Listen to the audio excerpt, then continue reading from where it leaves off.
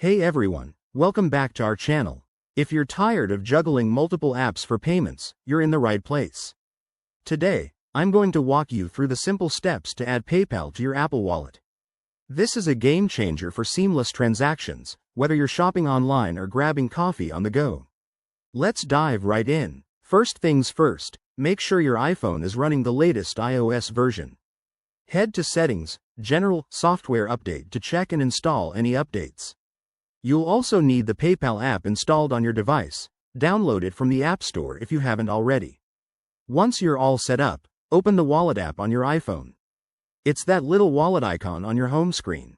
Tap the plus button in the upper right corner to add a new card or payment method. Now, here's where the magic happens. Select Add Debit or Credit Card, but look for the option to link other services. If PayPal isn't directly listed, you might need to go through the PayPal app itself.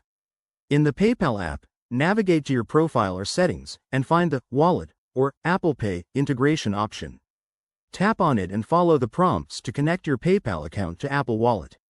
You'll be asked to verify your identity, so have your PayPal login details ready. Once authenticated, your PayPal balance or linked cards should appear in your Apple Wallet. After that's done, double-check everything in the Wallet app. You should see PayPal as an available payment option. Test it out by making a small purchase to ensure it works smoothly. If you run into any issues, like errors during setup, try restarting your phone or checking your PayPal account settings for any restrictions. And there you have it. PayPal is now part of your Apple Wallet, making payments faster and more convenient.